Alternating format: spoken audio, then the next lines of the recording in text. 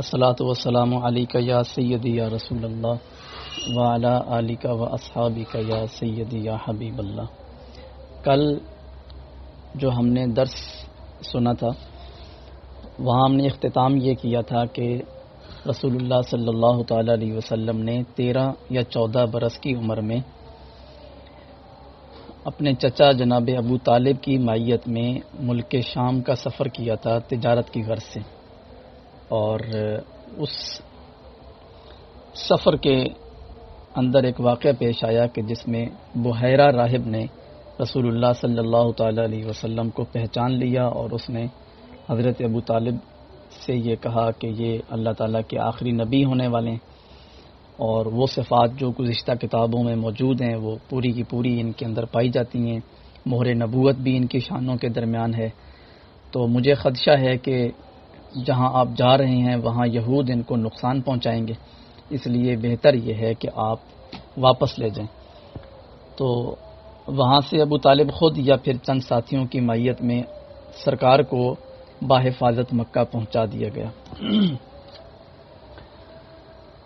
اس کے بعد ایک واقعہ پیش آیا جب رسول اللہ صلی اللہ تعالی علیہ وسلم کی عمر مبارک 20 برس تھی تقریباً، یا بعض سیرت نگاروں نے لکھا ہے کہ 15 برس تھی، اب 15 یا 20 تھی، ان دو قولوں پر ایک جنگ لڑی گئی ہے جسے جنگ فجار کہتے ہیں۔ سیرت کی کتابوں میں آپ یہ لفظ دیکھیں گے، حرب فجار لکھا ہوگا، حرب جنگ کو کہتے ہیں۔ اس کا پس منظر یہ ہے کہ مکہ کے اندر ایک بازار تھا جس کا نام تھا اوکاز بازار کے اندر سالانہ ایک میلہ لگتا تھا، اور اس میلے پر جو ہے وہ مشاعرے ہوتے تھے، پہلوانوں کی کشتیاں ہوتی تھیں، فنی مقابلے ہوتے تھے، اور لڑائی کے جو فنی طریقے ہوتے ہیں وہ دکھائے جاتے تھے، بڑے کرتب ہوتے تھے۔ عام طور پر میلوں میں جو کچھ ہوتا ہے یہ سب آپ جانتے ہیں، وہ سب کچھ ہوا کرتا تھا۔ وہاں ایسا ہوا کہ یہ چونکہ عرب کے جو لوگ تھے یہ پڑھے لکھے تو تھے نہیں، اور اخلاقی لحاظ سے بھی بہت پستی کا شکار تھے، تو یہ جنگی قسم کے لوگ تھے، اور چھوٹی چھوٹی بات پہ لڑائی کرنے لگ جانا۔ قریش اور قبیلہ حوازن کے دو بندوں کے درمیان آپس میں کوئی معمولی سی بات پہ اختلاف ہوا، ان کی آپس میں تھوڑی سی لڑائی ہوئی، یہ لڑائی بڑھتے ہوئے ان میں سے ایک بندہ قتل ہو گیا۔ اب جب یہ قتل ہوا تو دونوں قبیلوں کے لوگوں نے ایک دوسرے پر تلواریں نکال لیں، قریش اور ان کے ساتھ ان کے حلیف تھے بنو کنانہ کے لوگ، اور دوسری طرف جو ہے وہ قیس اعلان کے لوگ تھے، اور ان کی آپس میں ایک زبردست قسم کی جنگ ہوئی۔ اس جنگ کو جنگ فجار کہتے ہیں، حرب فجار۔ حرب فجار اس لیے کہتے ہیں، فجار جمع ہے فاجر کی، اور فاجر کہتے ہیں گناہگار کو۔ یہ جنگ لڑی گئی تھی ماہ ذوالقعدہ میں، اور جو ذوالقعدہ ہے یہ حرمت والے مہینوں میں سے ایک مہینہ ہے۔ قرآن کریم میں اللہ تعالیٰ نے فرمایا ان عدت الشہور عند اللہ 12 شہرا، اللہ کے ہاں مہینوں کی جو تعداد ہے وہ 12 ہے، منہا 4 حرم، ان میں سے 4 مہینے حرمت والے ہیں، اور یہ 4 مہینے حرمت والے یہ اسلام سے پہلے بھی حرمت والے تھے، اور زمانہ جاہلیت میں بھی لوگ ان مہینوں کا بڑا احترام کرتے تھے۔ یہ مہینے کون سے تھے؟ ایک رجب کا مہینہ ہے، اور اس کے بعد 3 مسلسل مہینے ہیں، ذوالقعدہ، ذوالحجہ اور محرم۔ ذوالقعدہ، ذوالحجہ اور محرم یہ 3 مہینے حج کے مہینے ہیں، اور جو رجب تھا وہ عمرے کا مہینہ تھا، تو چونکہ لوگ ان دنوں میں عمرے کا سفر کرتے تھے یا حج کا سفر کرتے تھے، تو ان ایام میں جو عرب کے لوگ تھے وہ جنگ بندی کر دیتے تھے، اور جنگ کرنا ان ایام میں یا ان مہینوں میں گناہ سمجھتے تھے۔ اس کی وجہ یہ تھی کہ تاکہ جو لوگ حج کرنے کے لیے آئیں یا عمرہ کرنے کے لیے آئیں، زیارت کعبہ کے لیے آئیں، تو انہیں کسی قسم کی تنگی پریشانی کا سامنا نہ کرنا پڑے۔ یہاں اگر جنگ لگی ہو اور وہ اوپر سے حج کرنے کے لیے آ رہے ہوں یا عمرہ کرنے کے لیے آ رہے ہوں تو ان کے لیے بھی دشواری ہوگی، اور وہ اپنے آپ کو پرامن فیل نہیں کریں گے۔ اس لیے عرب کے جو لوگ تھے وہ ان مہینوں کے اندر جنگ بندی کر دیتے تھے، لیکن یہ چونکہ ایک چھوٹی سی بات پہ بات بڑھ گئی تھی اور اچانک لڑائی کا ایک موقع آ گیا تھا، تو مہینہ چل رہا تھا ذوالقعدہ کا، لیکن اب قبیلے آپس میں ٹکرائے اور ایک زبردست قسم کی جنگ ہوئی اور اس میں بہت زیادہ لوگ قتل ہوئے. تو اس لیے اس جنگ کو جنگ فجار کہتے ہیں، یعنی گناہ گاروں کی جنگ، کہ حرمت والے مہینے کے اندر جو لوگ لڑتے ہیں وہ گناہ گار ہوتے ہیں. تو خود ہی انہوں نے اس جنگ کا نام حرب فجار رکھا کہ ہم نے یہ گناہ کا کام کیا ہے کہ ہم نے ذوالقعدہ میں جو حرمت والا مہینہ ہے اس میں ہم نے جنگ کر لی ہے. اس جنگ میں رسول اللہ صلی اللہ تعالی علیہ وسلم بھی شریک ہوئے تھے. آپ کے جو چچا تھے ان چچاؤں نے آپ پر بہت زور دیا کہ آپ بھی ہمارے ساتھ شریک ہوں جنگ میں. تو رسول اللہ صلی اللہ تعالی علیہ وسلم کی شرکت صرف اس حد تک تھی کہ دوسرے قبیلے کی طرف سے جو تیر آتے تھے آپ ان تیروں کو جمع کر کے اپنے چچاؤں کو دیتے تھے تاکہ وہی تیر جو ہے وہ واپس ان لوگوں کو ماریں. تو بس یہ تیر اٹھا کے پکڑانے کا کام نے سرکار نے کیا تھا. باقاعدہ طور پہ رسول اللہ صلی اللہ تعالی علیہ وسلم نے ہتھیار نہیں اٹھائے تھے اس جنگ میں. تو اس جنگ کو جنگ فجار کہتے ہیں اور اس سے پہلے 3 جنگیں فجار لڑی گئی ہیں اور رسول اللہ سے بھی پہلے یعنی سرکار کی پیدائش سے پہلے لڑی گئی تھی اور یہ چوتھی جنگ فجار تھی. پہلی 3 جنگ فجار جو لڑی گئی تھیں ان میں زیادہ نقصان نہیں ہوا تھا. یہ جو آخری اور چوتھی جنگ فجار لڑی گئی ہے اس میں بہت زیادہ نقصان ہوا تھا. پھر شروع میں تو قیس اعلان جو ہے وہ دن کے پہلے حصے میں غالب رہے اور شام کے اوقات میں جو قبیلہ قریش ہے وہ غالب آ رہے تھے. جنگ کا پاسا پلٹ گیا تھا، قریش جیت رہے تھے. تو پھر جو دونوں قبیلوں کے سرکردہ اور بڑے لوگ تھے انہوں نے آپس میں صلح کر لی اور صلح پر یہ جنگ ختم ہوئی. صلح اس شرط پر کی گئی کہ دونوں طرف کے جو مقتولین ہیں ان کو گن لیا جائے. تو جس طرف کے مقتولین زیادہ ہیں دوسرا قبیلہ ان کا جو ہے وہ خون بہا دے دے، یعنی دیت جسے کہتے ہیں. اگر کوئی شخص قتل ہو جاتا ہے تو قتل کا یا تو قصاص ہوتا ہے یا پھر قصاص نہ ہو تو پھر دیت دی جاتی ہے، یعنی بدلے میں مال دیا جاتا ہے. تو وہ پھر اس بات پر صلح ہوئی کہ جن لوگوں کے مقتول زیادہ ہیں دوسرا قبیلہ ان اضافی مقتولین کا قصاص دے اور خون بہا دے. یہ واقعہ ہو گیا جنگ فجار. اس کے 3-4 مہینے کے بعد ایک واقعہ پیش آیا جسے حلف الفضول کہتے ہیں اور بعض کتابوں کے اندر ہا کے نیچے زیر ڈلی ہوتی ہے، حلف الفضول کہتے ہیں. حلف یا حلف دونوں پڑھ سکتے ہیں. اچھا یہ کیا واقعہ تھا؟ واقعہ یہ تھا کہ اب چونکہ جنگیں ہوتی رہتی تھیں اور یہ ذرا خر دماغ قسم کے لوگ تھے، چھوٹی چھوٹی بات پہ لڑائی جھگڑے کرنے والی قوم تھی. تو مسلسل لڑائیوں اور جھگڑوں کی وجہ سے ان کا نہ کوئی آئین مرتب تھا، نہ ان کا کوئی قانون تھا، نہ ان کی کوئی باقاعدہ فوج تھی. بس ہر قبیلے کے اپنے اپنے لوگ تھے. تو اخلاقی گراوٹ بھی تھی ان لوگوں کے اندر اور بھی بڑے مسائل تھے. تو قبیلہ زبید کا ایک آدمی مکہ آیا اور اس نے اپنا کچھ سامان فروخت کیا. تو آس بن وائل نام کے ایک آدمی نے اس سے سامان خریدا، لیکن سامان خریدنے کے بعد اس کو پیسے ادا نہیں کیے. اسے کہا کہ کل لے لینا. اب وہ بیچارہ مسافر تھا، کسی اور جگہ سے آیا ہوا تھا. وہ رات تو جیسے تیسے اس نے بسر کی، صبح وہ پھر ان کے دروازے پہ اس نے کہا جی کل لے لینا. اب ایک دن اور گزر گیا. تو بہرحال یہ کہ آس بن وائل نے صاف انکار کر دیا کہ میں اب تمہارا حق تمہیں نہیں دوں گا. اس نے چند سرداروں سے بھی بات کی کہ بھائی آس بن وائل جو ہے وہ میرے پیسے نہیں دے رہا. تو انہوں نے بھی اس کی کوئی بات نہیں سنی. تو بالآخر یہ خانہ کعبہ کے قریب ایک پہاڑ ہے جسے جبل ابو قبیس کہتے ہیں. یہ قبیلہ زبید کا آدمی جبل ابو قبیس کے اوپر چڑھ گیا اور اوپر کھڑے ہو کے اس نے بلند آواز سے کچھ اشعار پڑھے اور لوگوں کو اکٹھا کیا اور دہائی دی کہ بھائی میں مسافر آدمی ہوں اور میں اپنا سامان گھر سے لے کے آیا تھا فروخت کرنے کے لیے، لیکن میرا سامان تو خرید لیا گیا ہے، میرا حق نہیں دیا جا رہا. تو تم لوگ بڑے اچھے لوگ ہو عرب کے لوگ اور تمہاری یہ بری شہرت لوگوں کے اندر جائے گی کہ یہاں کوئی تاجر اگر مال تجارت لے کے آتا ہے تو اس سے یہ لوگ چھین لیتے ہیں مال اور اسے پیسے ادا نہیں کرتے. اب یہ ڈائریکٹ عربوں کی غیرت پہ حملہ تھا. تو حضور کے چچا حضرت زبیر بن عبد المطلب جو ہیں وہ آگے بڑھے اور انہوں نے ایک تحریک چلائی. انہوں نے تحریک یہ چلائی کہ ہم تمام قبیلوں کے سرداران کو اکٹھا کر کے ایک معاہدہ کرتے ہیں اور اس معاہدے میں سارے لوگ یہ حلف دیں گے کہ وہ لوگ کسی قسم کی بدامنی اور ظلم میں کسی کا ساتھ نہیں دیں گے، بلکہ مظلوم کی مدد کریں گے، غریبوں کی امداد کریں گے اور کوئی بھی اگر شخص ظلم کرتا ہے تو اسے ہم مکہ کی وادی میں نہیں رہنے دیں گے، مکہ سے نکال دیں گے، تاکہ ہمارا وہ امیج جو پوری دنیا میں ہے اس وقت کہ مکہ کے لوگ جو ہے وہ اخلاق میں اور مہمان نوازی میں، غریبوں کی امداد میں جو ہے وہ سرگرداں رہتے ہیں، تو وہ امیج ہمارا خراب نہ ہو۔ تو بالکل ایسا ہی ہوا۔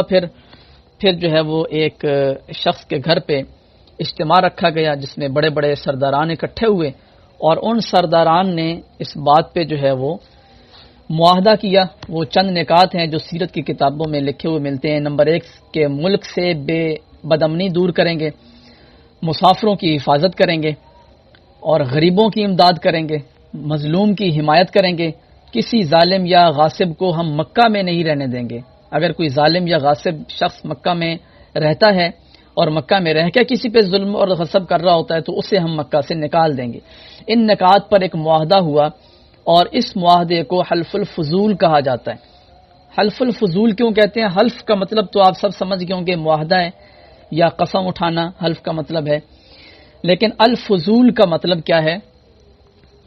اس کی وجہ یہ ہے کہ اس معاہدے سے پہلے بھی ایک معاہدہ ہوا تھا قبیلہ جرہم کے سرداروں کے اندر، تو اسی سے ملتا جلتا وہ معاہدہ تھا، لیکن اس کے ایک طویل عرصے کے بعد یہ معاہدہ ہو رہا تھا، اور چونکہ اس معاہدے کے اندر کچھ لوگ ایسے شریک تھے کہ جن کا نام فضل تھا، یعنی بڑے بڑے وہ لوگ کہ جنہوں نے اس معاہدے کو سر انجام دیا تھا، ان کے نام تھے فضل۔ مثال کے طور پہ کسی کا نام تھا فضل بن حارث، فضل بن وداع، فضل بن فضالہ۔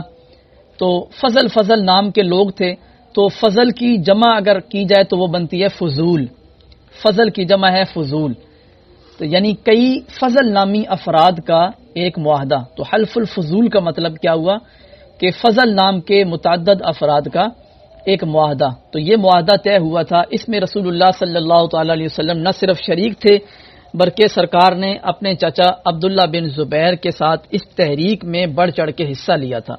اور عرب جو تھے وہ سرخ اونٹ کو بڑا پسند کرتے تھے، سرخ رنگ کا اونٹ عربوں کے ہاں بڑا پسندیدہ تھا اور بڑا مہنگا اونٹ تھا یہ۔ تو رسول اللہ صلی اللہ تعالی علیہ وسلم بعثت کے بعد، یعنی تاج نبوت سے سرفراز ہونے کے بعد، سرکار یہ فرمایا کرتے تھے کہ جو حلف الفضول ہوا تھا وہ مجھے سرخ اونٹوں سے بھی زیادہ پسندیدہ ہے، یعنی جتنا مجھے سرخ اونٹ پسند ہے اس سے بھی زیادہ مجھے وہ معاہدہ پسند ہے کہ جس میں غریبوں کی مدد کرنے کا وعدہ کیا گیا تھا، مظلوم کی حمایت کرنے کا معاہدہ کیا گیا تھا، اور ظالموں اور غاصبوں کے خلاف مل کے کھڑے رہنے کا معاہدہ کیا گیا تھا۔ اور آپ فرماتے ہیں کہ اگر آج بھی کوئی مظلوم مجھے اس معاہدے کو یاد کروا کے پکارے گا تو میں ضرور اس کی مدد کے لیے نکلوں گا۔ یہ دوسرا واقعہ ہم نے ابھی سمجھ لیا ہے، 20 یا 15 برس کی عمر میں یہ واقعات پیش آ رہے ہیں حلف الفضول کا۔ اس کے بعد رسول اللہ صلی اللہ تعالی علیہ وسلم چونکہ تجارت میں خاصی دلچسپی لینے لگے، تو آپ کے چچا ابو طالب نے بھی آپ کو اسی پر جو ہے وہ لگا دیا کہ آپ تجارت ہی کرتے رہیں، کسی اور پیشے میں لگانے کی بجائے۔ نہیں، کچھ لوگ ہنر سیکھ لیتے تھے، کوئی بڑھئی بن جاتا تھا، کوئی لوہار بن جاتا تھا، ہر طرح کے ہنر اس وقت بھی سکھائے جاتے تھے، لیکن رسول اللہ صلی اللہ تعالی علیہ وسلم کا جو شغف تھا وہ تجارت کی جانب تھا، تو آپ کے چچا نے آپ کو اسی طرف لگا دیا۔ تو سرکار نے متعدد بار تجارت کے سفر کیے قریبی علاقوں میں، اور دور دراز کے جو آپ کے اسفار ہیں ان میں سے ایک حضرت ابو طالب کے ساتھ ملک شام کا سفر تھا، اور یہ دوسرا سفر آج ہم ڈسکس کرنے لگے ہیں۔ یہ سفر آپ نے اختیار کیا تھا حضرت خدیجۃ الکبریٰ رضی اللہ تعالی عنہا کا سامان لے کر آپ ملک شام تشریف لے کر گئے تھے فروخت کرنے کے لیے۔ اس کا پس منظر بھی یہی ہے کہ سرکار جو ہے وہ چونکہ تجارت کر رہے تھے ایک تسلسل کے ساتھ، اور سرکار کی شہرت بھی ہو گئی تھی کہ آپ ایک اچھے ایماندار تاجر ہیں، آپ جھوٹ بول کر چیز فروخت نہیں کرتے، آپ بڑی سادگی کے ساتھ اور سچی اور دیانتداری کے ساتھ چیزوں کی قیمت بتا کر چیزوں کو فروخت کرتے ہیں۔ تو یہ شہرت پھیل چکی تھی۔ حضرت خدیجہ رضی اللہ تعالی عنہا کا کہ جو شوہر تھے سابقہ، ان کا انتقال ہو چکا تھا، تو بہت مالدار خاتون تھیں، تو انہیں بھی تلاش تھی کسی ایسے فرد کی کہ جو دیانتدار آدمی ہو، ایماندار ہو، اور وہ ان کا سامان تجارت لے کے ملک شام جائے، کیونکہ ملک شام میں بڑے بازار لگتے تھے جہاں پر تجارت کی جو ہے نا وہ اچھی انکم ہو جاتی تھی، اماؤنٹ آ جاتی تھی۔ تو کچھ لوگوں نے مشورہ بھی دیا حضرت خدیجہ کو، کہ یہ بڑے ایماندار آدمی ہیں، لہذا ان کو بھیج دیا جائے۔ تو رسول اللہ صلی اللہ تعالی علیہ وسلم سے حضرت خدیجہ نے پرافٹ وغیرہ طے کر کے آپ کو ملک شام روانہ کیا اپنا مال دے کر، اور ان کے ساتھ اپنا ایک با اعتماد غلام جس کا نام تھا میسرہ وہ بھی بھیجا، اور آپ نے اپنا ایک چچا زاد بھائی بھی ان کے ساتھ روانہ کیا۔ تو رسول اللہ صلی اللہ تعالی علیہ وسلم حضرت خدیجہ کا مال لے کر ملک شام روانہ ہوئے۔ راستے میں بھی میسرہ نے بڑی عجیب باتیں دیکھیں کہ ایک بادل جو ہے وہ مسلسل سرکار کے سر پہ سایہ کر کے رکھتا ہے، حضور کو دھوپ نہیں لگنے دیتا، اور رسول اللہ صلی اللہ تعالی علیہ وسلم جب کسی پتھر کے پاس سے گزرتے ہیں، درخت کے پاس سے گزرتے ہیں تو وہاں سے کچھ آوازیں آتی ہیں اور درخت اور پتھر جو ہیں وہ جھکتے ہیں سرکار کی جانب۔ تو میسرہ جو ہے وہ ان چیزوں کو نوٹ کر رہا تھا، بڑا سمجھدار بھی آدمی تھا۔ جب یہ قافلہ پہنچا ملک شام میں اور معروف بازار میں جب یہ چیزیں فروخت کرنے کے لیے پہنچ گئے تو وہاں ایک راہب تھا، اس کا نام تھا نستورہ راہب۔ یہ جو ایک سفر ہم نے پہلے پڑھا ہے حضرت ابو طالب کا، اس میں جو راہب ہے اس کا نام ہے بحیرہ، اور اب جو راہب ملا تھا اس کا نام تھا نستورہ۔ نستورہ جو ہے وہ میسرہ کو پہلے سے جانتا تھا، کیونکہ میسرہ پہلے بھی حضرت خدیجہ کا سامان لے کے اس بازار میں آیا کرتے تھے۔ تو نستورہ نے میسرہ کو الگ کر کے پوچھا کہ یہ جو بندہ ساتھ لائے ہو یہ کون ہے؟ تو حضرت میسرہ نے یہ بتایا کہ ان کا نام محمد ہے، ان کا لقب ہے امین، اور یہ بہت اچھے ایماندار آدمی ہیں، بڑے با اخلاق انسان ہیں، تو سب لوگ ان کی تعریف کرتے ہیں، سب ان کے گرویدہ اور دیوانے ہیں۔ تو وہ نہ پہلے آپ کے دائیں طرف سے دیکھتا رہا، پھر بائیں طرف سے دیکھتا رہا، پھر اس نے اچھا خاصا معائنہ کرنے کے بعد نہ میسرہ کو کہا کہ بھائی بات یہ ہے کہ میں نے جو گزشتہ کتابوں میں نبی آخر الزمان کی علامات پڑھی ہے نا، وہ ساری کی ساری علامات اس بندے میں مجھے نظر آ رہی ہیں۔ تو میری تو اب عمر کافی ہو چکی ہے، مجھے تو نہیں لگتا کہ میں اس وقت تک حیات رہوں گا جب یہ اعلان نبوت فرمائیں گے، لیکن تمہیں میں وصیت کرتا ہوں کہ خدا را ان کا ساتھ بالکل بھی نہیں چھوڑنا، اور جتنا ممکن ہو سکے انتہائی خلوص اور عقیدت کے ساتھ ان کی خدمت کرتے رہنا، اونچی آواز سے ان کے ساتھ بات بھی نہیں کرنا ہے، کیونکہ یہی وہ شخصیت ہیں کہ جن کو اللہ تعالیٰ ختم نبوت کے تاج سے منور فرمائے گا انشاءاللہ۔ تو ایسا ہوا کہ پھر بصرہ سے آپ مال تجارت بہت جلد فروخت کر کے سرکار واپس تشریف لے کر آئے۔ سیرت ابن ہشام میں اور مدارج النبوت میں علامہ شیخ محقق نے اس منظر نامے کو بیان کیا ہے کہ جب رسول اللہ صلی اللہ تعالی علیہ وسلم قافلے کو لے کے واپس پلٹ رہے تھے اور شہر مکہ میں داخل ہوئے تو حضرت خدیجہ رضی اللہ تعالی عنہ بالا خانے پہ بیٹھی تھیں اور وہ قافلے کی آمد کا منظر دیکھ رہی تھیں، اور اس وقت رسول اللہ صلی اللہ تعالی علیہ وسلم ایک سواری پر تشریف فرما تھے، اور حضور کے جو کپڑے مبارک سرکار نے پہنے ہوئے تھے وہ سفید تھے، لیکن سرکار کے چہرے انور کے مقابلے میں وہ سفید رنگ کے کپڑے بھی میلے نظر آ رہے تھے۔ حضور کا چہرہ انور اس قدر چمک رہا تھا۔ حضرت ابو ہریرہ فرماتے ہیں کأن الشمس تخرج من وجہہ، ابو ہریرہ کہتے ہیں کہ ہمیں یوں لگتا ہے جیسے رسول اللہ صلی اللہ تعالی علیہ وسلم کے چہرے اقدس سے سورج بھی روشنی کی خیرات مانگ کے جاتا ہے، یعنی جو سورج بھی چمکتا ہے نا، یہ بھی سرکار سے روشنی مانگ کے جاتا ہے۔ کیا خوبصورت بات کہی میرے امام اعلی حضرت نے۔ سیدی اعلی حضرت فرماتے ہیں چمک تجھ سے پاتے ہیں سب پانے والے، چمک تجھ سے پاتے ہیں سب پانے والے، میرا دل بھی چمکا دے چمکانے والے۔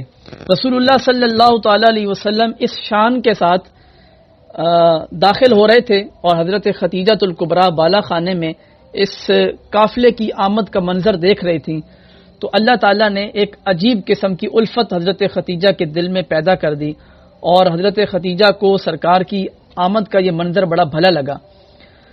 تو کچھ دنوں کے بعد حضرت خدیجہ نے میسرہ جو غلام ساتھ بھیجا تھا اس سے پوچھا کہ بھئی کیسا پایا آپ نے ان کو؟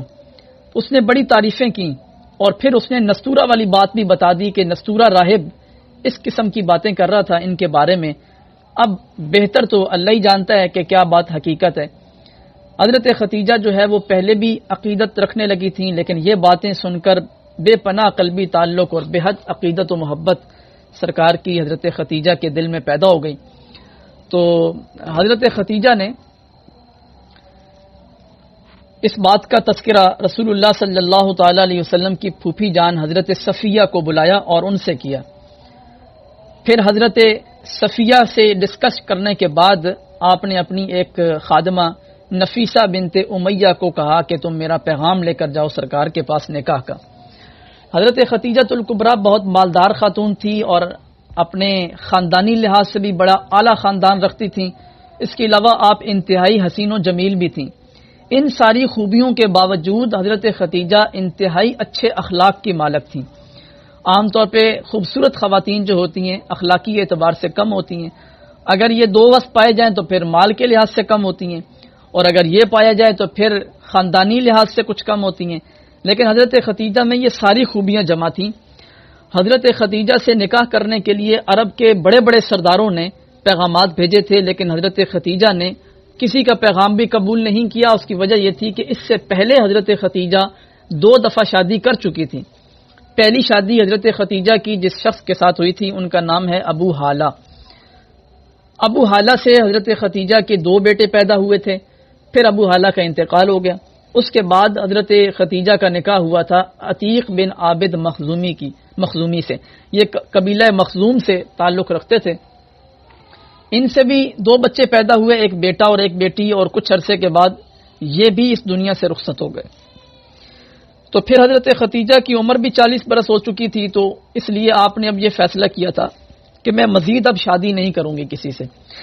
لیکن رسول اللہ صلی اللہ تعالی علیہ وسلم کے ساتھ اللہ تعالیٰ نے آپ کا یہ سفر حیات لکھا تھا، تو یہ ایک تجارت کا جو سفر تھا یہ سبب بنا حضرت ختیجہ کے پیغام نکاح کا، اور حضرت ختیجہ نے پیغام نکاح بھیجا ان الفاظ کے ساتھ کہ انی قد رغبت فیک لحسن خلق کا وصدق حدیث کا۔ آپ کی سچائی اور آپ کے اچھے اخلاق سے متاثر ہو کے میں آپ میں رغبت رکھتی ہوں، اگر آپ پسند فرمائیں تو مجھ سے نکاح کر لیں۔ رسول اللہ صلی اللہ تعالی علیہ وسلم نے اپنے چچا ابو طالب سے اور دیگر اپنے چچاؤں سے اس بات کا تذکرہ کیا، اور سب لوگ سنتے ہی مان گئے اور خوش بھی ہوئے بڑے، اور مبارکباد بھی دی رسول اللہ کو کہ اتنی اعلیٰ درجے کی خاتون نے خود آپ کو پیغام نکاح بھیجا ہے، میرے خیال میں اس سے بڑی بات اور کوئی نہیں ہے، آپ جلدی سے رشتہ قبول کر لیجئے۔ جس وقت رسول اللہ صلی اللہ تعالی علیہ وسلم کا حضرت ختیجہ الکبریٰ رضی اللہ تعالی عنہ سے نکاح ہو رہا ہے، اس وقت سرکار کی عمر مبارک ہے 25 برس، اور حضرت ختیجہ الکبریٰ کی عمر مبارک ہے 40 برس۔ خیر نکاح ہوا، نکاح میں دونوں طرف کے بڑے بڑے شرفاء شریک ہوئے، اور نکاح کا خطبہ حضرت ابو طالب نے دیا، اور بڑا فصیح و بلیغ خطبہ ہے وہ۔ ابھی ہمارے پاس چونکہ وقت کم ہے ورنہ ہم خطبہ بھی وہ سناتے۔ بہرحال اس میں رسول اللہ صلی اللہ تعالی علیہ وسلم کے حسن صورت اور حسن سیرت پر ایک اچھا بیان کیا حضرت ابو طالب نے، جو اس بات کا منہ بولتا ثبوت ہے کہ حضرت ابو طالب رسول اللہ صلی اللہ تعالی علیہ وسلم کے ساتھ کتنی زیادہ عقیدت اور محبت رکھتے تھے۔ ابو طالب کے ایمان کے بارے میں ایک بحث ہے، وہ انشاءاللہ ہم ڈسکس کریں گے جب حضرت ابو طالب کی وفات کا وقت آئے گا۔ اس سے پہلے ہم اب یہ جو بات چل رہی ہے اسی کو مکمل کر لیتے ہیں۔ تو یہ نکاح ہو گیا۔ رسول اللہ صلی اللہ تعالی علیہ وسلم بھی حضرت ختیجہ سے بے انتہا محبت فرماتے تھے، اور جب تک حضرت ختیجہ حیات رہیں تب تک سرکار نے کسی اور سے نکاح نہیں فرمایا، اور سیرت نگاروں کے مطابق حضرت ختیجہ الکبریٰ رسول اللہ صلی اللہ تعالی علیہ وسلم کی عقد میں 25 برس رہیں۔ اس کا مطلب یہ ہوا کہ 25 + 25 50 برس تک سرکار نے صرف ایک ہی شادی کی ہوئی تھی حضرت ختیجہ کے ساتھ، اور باقی جو 10 شادیاں ہیں، کل ملا کے 11 شادی ہیں، باقی 10 شادیاں سرکار نے آخری 13 برسوں کے اندر کی ہیں، اور 50 برس تک سرکار نے صرف یہ ایک ہی شادی کی تھی حضرت ختیجہ الکبریٰ کے ساتھ۔ رسول اللہ صلی اللہ تعالی علیہ وسلم کے 3 شہزادے ہیں اور 4 شہزادیاں ہیں۔ آپ کے ایک بیٹے سب سے حضرت ابراہیم رضی اللہ تعالی عنہ کے علاوہ باقی جتنی بھی سرکار کی اولاد ہے وہ سب کی سب اولاد حضرت ختیجہ الکبریٰ سے ہے۔ سب سے پہلے آپ کے بیٹے پیدا ہوئے تھے جن کا نام ہے قاسم، اور انہی سے آپ کا جو ہے نا وہ کیا کہتے ہیں کنیت ہے، ابو القاسم سرکار کی کنیت ہے۔ اس کے بعد جو ہے وہ آپ کی بیٹیاں پیدا ہوئی. سب سے بڑی بیٹی کا نام ہے حضرت زینب اور ان سے چھوٹی ہیں حضرت رقیہ، پھر حضرت ام کلثوم اور پھر حضرت فاطمہ الزہرا سلام اللہ علیہا. اور پھر جو ہے وہ آخر میں ایک شہزادے تھے، ان کا نام تھا عبداللہ.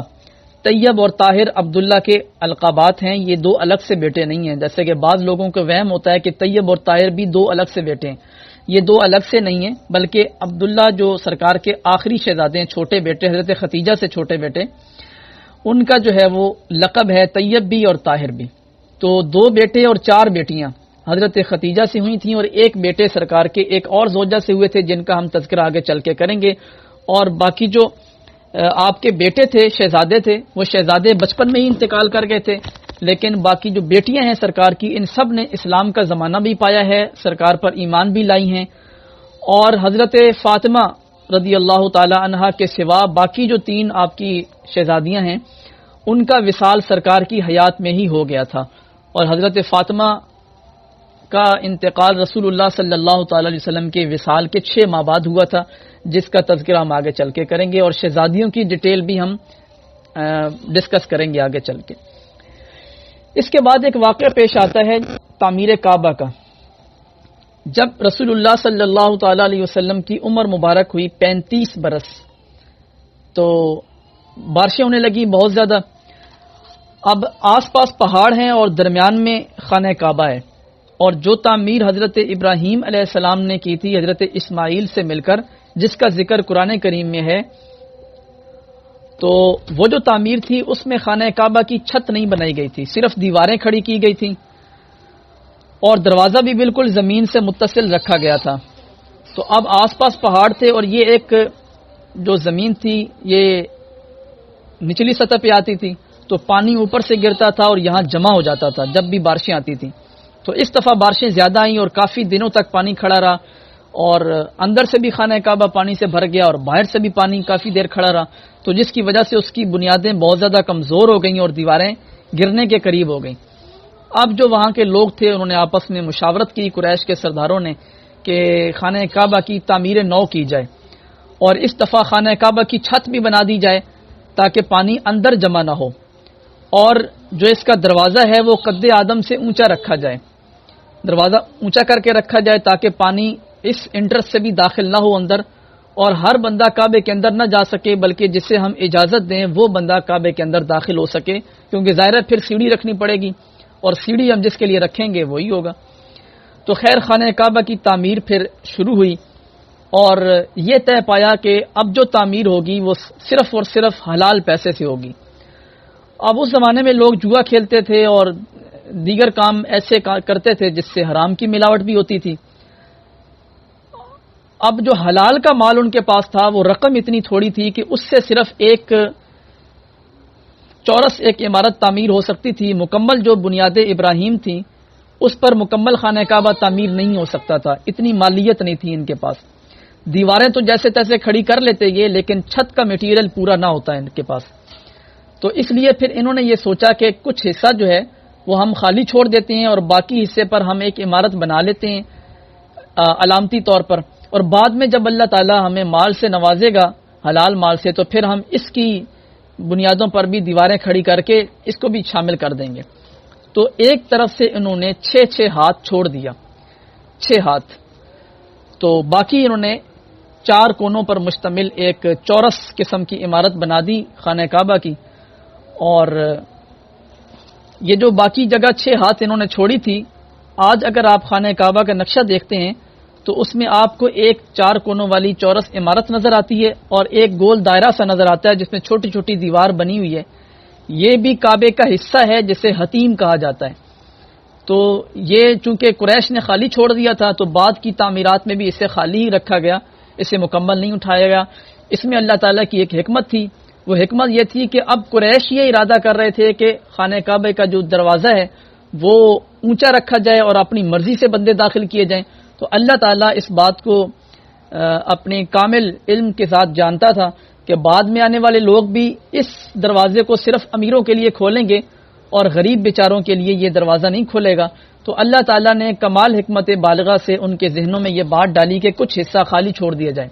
اب وہ حتیم کا جو حصہ ہے وہ یوں سمجھیں کہ خانہ کعبہ ہی ہے، اور غریبوں کے لیے بھی وہ کھلتا ہے، وہ ایک مخصوص وقت میں کھلتا ہے اور غریب بھی جاتے ہیں اس کے اندر داخل ہو سکتے ہیں۔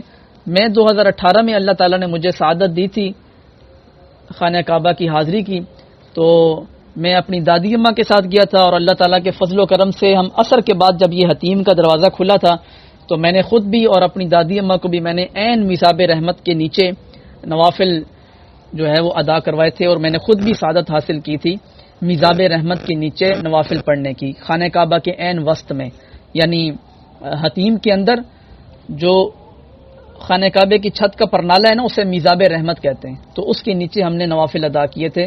اللہ تعالیٰ کا اس بات پر جتنا شکر ادا کیا جائے وہ کم ہے، اور آپ لوگ بھی اپنے اندر یہ حسرت اور تڑپ پیدا کریں کہ حرم شریف کی حاضری، رسول اللہ کے در کی حاضری، یہ آپ کی اولین ترجیح ہونی چاہیے زندگی کی، اور ہر دعا میں یہ بات شامل ہونی چاہیے کہ اللہ تعالیٰ ہمیں بار بار حرمین طیبین کی حاضری کا شرف عطا فرمائے۔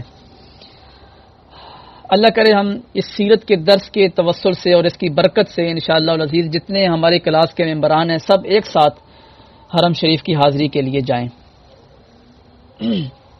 تو ایسا ہوا کہ جب یہ تعمیر ہو رہی تھی اور دیوار اس مقام تک پہنچ گئی کہ اب وہاں پر حجر اسود کو نصب کرنا تھا۔ حجر اسود جو ہے وہ جنت کا ایک پتھر ہے، جس وقت حضرت ابراہیم علیہ السلام نے خانہ کعبہ کی تعمیر کی تھی تو یہ پتھر آسمان سے بھیجا گیا تھا اس میں نصب کرنے کے لیے۔ اس حجر کو حجر اسود کہتے ہیں، حجر کا مطلب ہے پتھر اور اسود کا مطلب ہے کالا۔ یہ پتھر جنت سے آیا ہے، اور جنت کی ہر چیز نور ہوتی ہے، اور نور کالا نہیں ہوتا بلکہ وائٹ ہوتا ہے ظاہر ہے، لیکن یہاں آ کر یہ پتھر کالا ہو گئے۔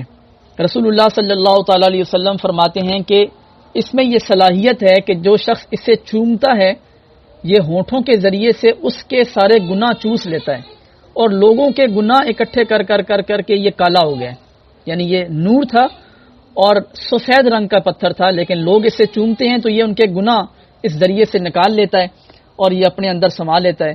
اور سرکار دو عالم صلی اللہ تعالی علیہ وسلم نے فرمایا کہ جس نے حجر اسود کو چوما ہوگا یا دور سے سلام کیا ہوگا، قیامت کے دن حجر اسود اس بندے کا نام اور اس کے والد کا نام لے کر اس کی شفاعت کرے گا۔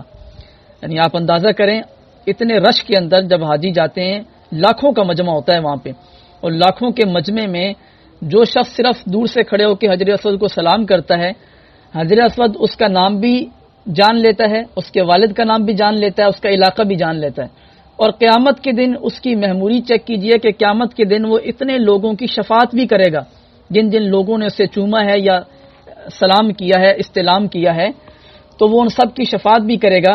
اور یہ کوئی عام حدیث بھی نہیں، صحیح بخاری اور مسلم کی احادیث ہیں جن کے صحیح ہونے پر امت کا اتفاق چلا رہا ہے۔ تو ہمیں تو بڑی حیرت ہوتی ہے ان لوگوں کی عقلوں پر کہ جو یہ بات تو مانتے ہیں کہ حجر اسود ہماری سفارش کرے گا اور شفاعت کرے گا، لیکن رسول اللہ صلی اللہ تعالی علیہ وسلم کی شفاعت اور سفارش کی بات کی جائے تو ان کی پیشانیوں پہ بال آ جاتے ہیں اور وہ تعویلیں نکالنے لگتے ہیں کہ یہ اس کا ثبوت کوئی نہیں ہے اور اللہ کے ہاں تو سفارش کاری کوئی نہیں سکتا ہے۔ تو حیرت ہوتی ہے ان لوگوں کی عقلوں پر کہ ایک پتھر کی سفارش کو مانتے ہیں اور سید العالمین رحمت للعالمین رب کے محبوب کی سفارش اور شفاعت کو نہیں مانتے ہیں۔ اور ہم تو دعا کرتے ہیں کہ جو رسول اللہ کی شفاعت کو نہ مانے اللہ کرے وہ محروم رہے شفاعت سے۔ ہم تو یہی کہتے ہیں کہ پیش حق مجدہ شفاعت کا سناتے جائیں گے اور آپ روتے جائیں گے، ہم کو ہنساتے جائیں گے۔ کیا خوبصورت بات کہی میرے امام اعلی حضرت نے۔ اعلی حضرت فرماتے ہیں کیا ہی ذوق افزا شفاعت ہے تمہاری واہ واہ، قرض لیتی ہے گناہ پرہیزگاری واہ واہ۔ یعنی سرکار کی شفاعت کا یہ عالم ہوگا حشر کے دن کہ پرہیزگار بھی تمنا کر رہے ہوں گے کہ کاش ہم گناہ گار ہوتے تو حضور ہماری بھی سفارش کر رہے ہوتے کہ بھائی یہ بھی میرا امتی ہے، اسے بھی معاف کر دو، یہ بھی میرا کلمہ پڑھتا تھا، اسے بھی معاف کر دو۔ بہرحال اس پر ہم تفصیلی گفتگو کریں گے شفاعت مصطفیٰ پر انشاءاللہ العزیز، اللہ تعالیٰ نے ہمیں موقع نصیب فرمایا تو اب معاملہ یہ ہوا کہ جب حجر اسود نصب کرنے کا وقت آیا تو ہر قبیلے کی خواہش یہ تھی کہ اب ہم لوگ اسے نصب کریں، تو اس بات پہ اختلاف ہو گیا۔ ہر قبیلہ اٹھتا اور اپنے فضائل بیان کرتا، ابھی ہم نے اتنے سال کعبے کی خدمت کی ہے، ہم مہمان نواز ہیں، ہم ایسی ایسی صلاحیات رکھتے ہیں، ہمارا مقابلہ کوئی نہیں کر سکتا ہے، تو یہ شرف ہمیں ملنا چاہیے کہ ہم نصب کریں گے حجر اسود کو۔ اچھا، دوسرا قبیلہ کھڑا ہوتا تو وہ اپنے فضائل بیان کرتا، جی ہم نے پیسہ زیادہ لگایا ہے تعمیر کعبہ پہ، ہماری یہ خدمات ہیں، ہم نے اب تک مکہ کو اس انداز سے پروٹیکٹ کیا ہوا ہے، تو اب ہمیں یہ شرف ملنا چاہیے کہ ہم حجر اسود کو نصب کریں۔ وجہ صرف یہ تھی کہ حجر اسود جو قبیلہ نصب کرے گا اب تاریخ کا حصہ بن جائے گا کہ فلانے قبیلے نے حجر اسود کو نصب کیا تھا۔ یہ اختلاف اتنا شدید ہو گیا کہ بعض قبیلوں نے، جیسے سیرت کی کتابوں میں آتا ہے کہ بنو عبد الدار نے، بنو عدی نے، ان لوگوں نے زمانہ جاہلیت کی طرح ایک قسم اٹھائی۔ اس قسم کا طریقہ یہ ہوتا تھا کہ ایک پیالہ رکھتے تھے وہ، اور اس میں اپنے ہاتھ کو زخم کر کے نا چھری یا تلوار کے ساتھ اس میں خون ڈالتے تھے سارے سردار۔ خون ڈالنے کے بعد اس میں انگلیاں ڈبوتے تھے اور قسم لیتے تھے کہ ہم جان کی بازی لڑا دیں گے لیکن یہ کام ضرور کریں گے، اور پھر اس خون کو چوس لیتے تھے یا چاٹ لیتے تھے۔ تو بالکل ان لوگوں نے بھی ایسی ہی ایک قسم اٹھائی، ان قبیلوں نے مل کے خون ایک پیالے میں جمع کر کے سب نے تھوڑا تھوڑا جمع کیا، پھر سب نے انگلیاں ڈال کے قسم اٹھائی کہ ہم یا مریں گے یا پھر ہم حجر اسود نصب کریں گے۔ تو اب نوبت یہاں تک پہنچ گئی کہ ایک بڑی خون ریزی کا خدشہ تھا کہ ایک بڑی جنگ چھڑ سکتی ہے حرم کعبہ میں۔ تو بہرحال کسی بڑے نے مشورہ دیا کہ ایسا کرتے ہیں کہ ہم لوگ انتظار کر لیتے ہیں کل تک کا۔ یہ جو لڑائی تھی یہ 5 دن چلتی رہی، اب 5ویں دن یہ فیصلہ ہو رہا ہے کہ ہم لوگ انتظار کرتے ہیں کل صبح کا، ہم سب آج ادھر ہی سوئیں گے مسجد حرام میں، کل صبح جو پہلا بندہ انٹر ہوگا نا مسجد حرام میں وہ جو فیصلہ کر دے گا ہم سب اس سے مان لیں گے اور ہم سب کو وہ فیصلہ تسلیم ہوگا۔ سب نے کہا جی چلو ٹھیک ہے ایسا ہی کر لیتے ہیں۔ اب ساری رات کسی کو نیند بھی نہ آ رہی ہو کہ بھئی اگر کوئی بندہ آ گیا وہ اس قبیلے کا نام لے لے گا تو پھر تاریخ میں ان کا نام چلا جائے گا، ہم رہ جائیں گے۔ انہوں نے اس بات پر مصالحت تو کر لی کہ ٹھیک ہے صبح جو آئے گا اس کی بات مان لیں گے، لیکن دل میں ابھی بھی خدشات تھے کہ معاملہ بگڑ سکتا ہے۔ بہرحال اللہ تعالیٰ کی ایک قدرت تھی اور سرکار کی عظمت کو اللہ تعالیٰ نے لوگوں پر ظاہر کرنا تھا۔ صبح جب ہوئی تو وہ پہلا فرد جو مسجد حرام میں داخل ہوا وہ ہمارے اور آپ کے آقا رسول کائنات صلی اللہ تعالی علیہ وسلم تھے۔ اب جیسے ہی سرکار داخل ہوئے تو لوگ اٹھ کے کھڑے ہو گئے، حاذا محمد حاذا الامین ردینا ہو، ایک شور اٹھا کہ یہ تو محمد ہیں، یہ تو بہت امین ہیں، ہم اس پہ راضی ہیں، یہ بندہ جو فیصلہ کر دے گا بس ٹھیک ہے۔ اور انہیں اس بات پر بھی یقین تھا کہ رسول اللہ بڑے حکمت والے ہیں اور سرکار بڑی بردباری کے ساتھ اور بڑی حکمت کے ساتھ کوئی فیصلہ کریں گے۔ اب سب لوگ منتظر تھے کہ یہ بندہ اب فیصلہ کیا کرتا ہے۔ قربان جائیں رسول اللہ کی فراست پہ، نبی کریم صلی اللہ تعالی علیہ وسلم نے اپنی چادر مبارک اتاری اور سرکار نے چادر کو زمین پہ بچھایا، حجر اسود کو اٹھا کے چادر کے اوپر رکھا اور سرکار نے کہا کہ کون کون سا قبیلہ چاہتا ہے کہ حجر اسود کو نصب کریں۔ اب سب قبیلوں نے ہاتھ اٹھائے تو سرکار نے کہا اپنا ایک ایک نمائندہ منتخب کر کے بھیج دو۔ ہر قبیلے کا ایک ایک نمائندہ سردار آگے بڑھا تو سرکار نے کہا کہ اس چادر کا ایک ایک کونا سارے سردار پکڑو اور اٹھا کے لے آؤ۔ اب سب سرداروں نے چادر کا ایک ایک کونا پکڑا اور جس چادر کے اوپر حجر اسود رکھا ہوا تھا اس چادر کو وہ لوگ اٹھا کے لائے دیوار کے قریب، اور وہاں سے سرکار نے خود حجر اسود کو اٹھا کے اس جگہ پہ نصب کر دیا۔ لوگ اتنے خوش ہوئے اور رسول اللہ صلی اللہ تعالی علیہ وسلم کی فراست پہ اور سرکار کی حکمت برے فیصلے پہ اس قدر مطمئن ہوئے کہ انہوں نے اللہ کا بھی شکر ادا کیا اور رسول اللہ کا بھی شکر ادا کیا کہ آپ کی حکمت برے فیصلے سے ہم بہت بڑی جنگ سے بچ گئے، ورنہ یہ جنگ چھڑتی تو یہ نسلوں تک جاتی اور پتہ نہیں کتنے قتل ہوتے، اور لوگ تو خون میں انگلیاں ڈبو کے قسمیں اٹھا چکے تھے کہ ہم مر جائیں گے لیکن یہ کام ہم کریں گے۔ تو آپ نے ایک ایسا فیصلہ کیا ہے کہ اب ہر قبیلہ اس بات کو فخریہ بیان کر سکتا ہے کہ حجر اسود کو ہم نے نصب کیا ہے، اور سارے قبیلے حجر اسود کے نصب میں شریک ہو گئے تھے۔ تو یہ اس وقت واقعہ پیش آیا جب رسول اللہ صلی اللہ تعالی علیہ وسلم کی عمر مبارک تھی 35 برس۔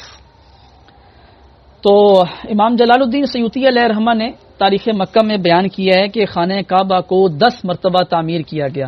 یہ حصہ ہماری سیرت سے تعلق نہیں رکھتا ہے لیکن چونکہ ایک اہم بات ہے تو آپ سے شیئر کر دیتا ہوں سب سے پہلے فرشتوں نے بیت المعمور کے بالکل عین بالمقابل زمین پہ خانہ کعبہ کو تعمیر کیا. جہاں اس وقت ہمارا خانہ کعبہ ہے بالکل اس کی سیدھ میں 7ویں آسمان پہ فرشتوں کا خانہ کعبہ ہے جسے بیت المعمور کہا جاتا ہے. ہمارا جو قبلہ ہے اسے کعبہ کہتے ہیں اور اس کو بیت المعمور کہتے ہیں. بیت المعمور کے عین نیچے پر خانہ کعبہ کی پہلی تعمیر کی تھی فرشتوں نے. اس کے بعد پھر انسانی تخلیق کا مرحلہ شروع ہوا تو حضرت آدم دنیا میں تشریف لائے. ایک طویل عرصے کے بعد جب آپ کی توبہ قبول ہوتی ہے تو آپ کو اس مقام کی نشاندہی کی جاتی ہے تو حضرت آدم اس کی تعمیر فرماتے ہیں. یہ دوسری تعمیر ہے. اس کے بعد تیسری تعمیر جو ہے وہ حضرت آدم کے کچھ بیٹوں نے آگے چل کے آپ کی اولاد میں سے کسی نے خانہ کعبہ کی تعمیر کی تھی، لیکن یہ تعمیر بھی حالات اور زمانے کے گزرنے کے ساتھ منہدم ہو گئی اور کچھ اس کی بنیادیں باقی تھیں. اس کے بعد چوتھی تعمیر کی ہے حضرت ابراہیم علیہ السلام نے اپنے فرزند ارجمند حضرت اسماعیل علیہ السلام کے ساتھ مل کر، جس کا تذکرہ اللہ تعالیٰ نے قرآن کریم میں بھی کیا ہے اس تعمیر کا. اور یہی وہ تعمیر ہے کہ جس پہ کھڑے ہو کر حضرت ابراہیم علیہ السلام نے دعا کی تھی کہ اے اللہ تعالیٰ اس قوم میں اپنا ایک رسول بھیج جو اس قوم کو ہدایت دے اور انہیں حکمت سکھائے اور ان کے جو برے معاملات ہیں ان کو دور کرے. اور اللہ تعالیٰ نے حضرت ابراہیم کی اس دعا کو قبول کرتے ہوئے نبی آخر الزماں رسول کائنات صلی اللہ تعالی علیہ وسلم کو حضرت ابراہیم کی اولاد میں بھیجا جو حضرت اسماعیل کی اولاد میں سے آئے سرکار. 5ویں نمبر پہ قوم عمالقہ نے اس کی تعمیر کی تھی خانہ کعبہ کی. 6 نمبر پہ قبیلہ جرہم نے اس کی تعمیر کی تھی. 7ویں نمبر پہ قریش کے ایک جو پر سرکار کا سلسلہ نسب ہے اس میں ایک نام آتا ہے قصی بن کلاب کا. تو قصی بن کلاب نے تعمیر کی تھی خانہ کعبہ کی. اس وقت بھی خانہ کعبہ کی دیواریں بارشوں کی وجہ سے منہدم ہو گئی تھیں. پھر کئی 100 سال کے بعد جب یہ نبی کریم صلی اللہ تعالی علیہ وسلم کا دور اقدس تھا تو سرکار کی عمر 35 برس تھی جس کا تذکرہ ابھی ہم کر آئے ہیں. قریش نے اس کی تعمیر کی تھی. یہ جو تعمیر تھی یہ 8ویں تعمیر تھی. اس کے بعد نبی کریم صلی اللہ تعالی علیہ وسلم کی شدید خواہش تھی کہ میں خود خانہ کعبہ کی تعمیر کروں. جب سرکار اعلان نبوت کے بعد اپنے دور میں تھے تو سرکار یہ خواہش رکھتے تھے کہ میں خانہ کعبہ کی تعمیر کروں. اور آپ نے ام المؤمنین سیدہ عائشہ صدیقہ رضی اللہ تعالی عنہا سے ڈسکس بھی کیا تھا کہ اے عائشہ اگر مجھے تمہاری قوم کے فتنے میں پڑنے کا خوف نہ ہوتا تو میں خانہ کعبہ کو ابراہیم کی بنیادوں پہ تعمیر کر دیتا. لیکن رسول اللہ صلی اللہ تعالی علیہ وسلم نے خانہ کعبہ کی تعمیر نہیں کی تھی. پھر اس کے بعد جو ہے وہ حضرت عبداللہ ابن زبیر نے اپنے دور خلافت میں تعمیر کی تھی. عبداللہ ابن زبیر جو ہیں وہ کیا کہتے ہیں حضرت زبیر کے بیٹے ہیں اور حضرت ابوبکر صدیق کے نواسے لگتے ہیں. حضرت ابوبکر صدیق کی ایک بیٹی ہیں اسماء بنت ابی بکر. یہ اسماء کے بیٹے ہیں عبداللہ بن زبیر. یہی عبداللہ بن زبیر ہیں جنہوں نے یزید کے ساتھ بہت بڑی ٹکر لی تھی اور یزید نے انہی کے مقابلے میں آ کے وہاں پر خانہ کعبہ پہ حملہ کیا تھا اور خانہ کعبہ پہ پتھراؤ بھی کیا تھا جس کی وجہ سے خانہ کعبہ کی کچھ دیواریں جو ہے وہ ڈیمیج ہوئی تھیں یزید کے پتھراؤ کی وجہ سے. تو عبداللہ بن زبیر کو پھر شہید کر دیا گیا اور 3 دن تک آپ کی لاش جو ہے وہ چوراہے پہ لٹکی رہی اور آپ کی والدہ آتی تھی روزانہ اور آپ کی والدہ حضرت عبداللہ بن زبیر کو دیکھ کے فرماتی تھی کہ میں نے اسی دن کے لیے تمہیں دودھ پلایا تھا اور اسی دن کے لیے تمہاری پرورش کی تھی. یعنی کتنی وہ دلیر مائیں تھیں جو اپنے بچوں کو اسلام پر قربان کرنے میں فخر محسوس کیا کرتی تھی. تو بہرحال حضرت عبداللہ بن زبیر نے جو نقشہ تھا حضرت ابراہیم علیہ السلام کی تعمیر کا اس پر تعمیر کر دیا. پھر 10ویں نمبر پہ تعمیر ہوئی ہے جو حجاج بن یوسف نام کا ایک آدمی شاید آپ لوگوں نے سنا ہوا ہو. انتہائی ظالم قسم کا آدمی گزرا ہے اور اس نے متعدد صحابہ کرام کو بڑے تابعین کو اور بے انتہا سادات کرام کو اس نے شہید کیا ہے. اس حجاج بن یوسف نے 2 اچھے کام کیے ہیں. ایک اچھا کام اس نے یہ کیا ہے کہ اس نے قرآن کریم پہ اعراب لگوائے ہیں کیونکہ جب قرآن کریم نازل ہوا تھا اور لکھا جاتا تھا ابتدائی طور پر تو عرب لوگ لکھتے تھے, انہیں اعراب کی ضرورت نہیں تھی اس لیے وہ اعراب لگاتے نہیں تھے. لیکن حجاج بن یوسف نے اس ضرورت کو محسوس کیا کہ اب چونکہ اجمی لوگ بھی غیر عربی لوگ بھی اسلام میں داخل ہو رہے ہیں تو انہوں نے بھی قرآن کی تلاوت کرنی ہے، تو ان کے لیے مشکل ہوگی، وہ کہاں پیش پڑھیں گے، کہاں زبر پڑھیں گے، کہاں زیر پڑھیں گے، تو اس نے پھر اعراب لگوائے تھے۔ اور ہمارے فقہا کہتے ہیں کہ حجاج بن یوسف کو شاید اسی وجہ سے اللہ تعالیٰ بخش دے کہ اس نے ایک انتہائی اعلیٰ درجے کا کام کیا تھا کہ اس نے اعراب لگوا دیے تھے قرآن کریم پر۔ تو حجاج بن یوسف نے پھر جو ہے وہ کیا کہتے ہیں تعمیر کیا تھا دوبارہ خانہ کعبہ کو 10ویں نمبر پہ، اور پھر اس نے وہی جو قریش کی تعمیر تھی نا 4 خانے والی، وہی اس نے کر دی تھی، اور حتیم کی جگہ اس نے خالی چھوڑ دی تھی۔ اور اب جو تعمیر چلی آ رہی ہے یہ تعمیر ہے اس حجاج بن یوسف کی۔ اس کے بعد پھر خانہ کعبہ کی باقاعدہ طور پہ تعمیر نہیں ہوئی، ہاں چھوٹی موٹی کنسٹرکشن کا کام تو ظاہر ہے پھر ہر دور میں تھوڑا بہت ہوتا رہتا ہے، لیکن اتنا زیادہ نہیں ہوا۔ تو بعض ہمارے سیرت نگاروں نے یہ کہا ہے کہ تعمیر کعبہ صرف 3 دفعہ ہوئی ہے اور باقی تھوڑی سی مرمت ہوئی ہے، لیکن بہرحال یہ 10 مقامات ایسے ہیں جس میں خانہ کعبہ کی تعمیر یا پھر خانہ کعبہ کی تھوڑی سی مرمت کہہ لیں وہ ہوتی رہی ہے ان ادوار میں۔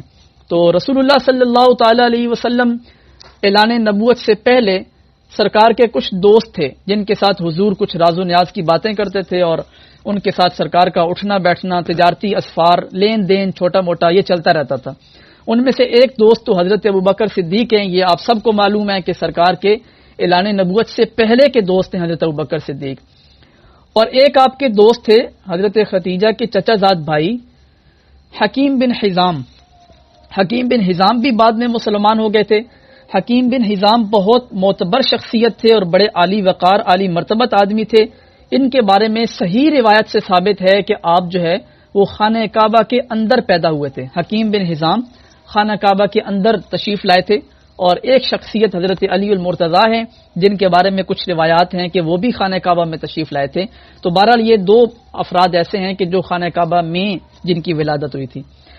اچھا، تیسرے دوست ہیں سرکار کے حضرت دماد بن ثعلبہ، یہ ضاد کے ساتھ ہے، ضاد میم الف دال، دماد بن ثعلبہ۔ یہ ڈاکٹر تھے، طبیب تھے، جراح بھی اسے کہتے ہیں۔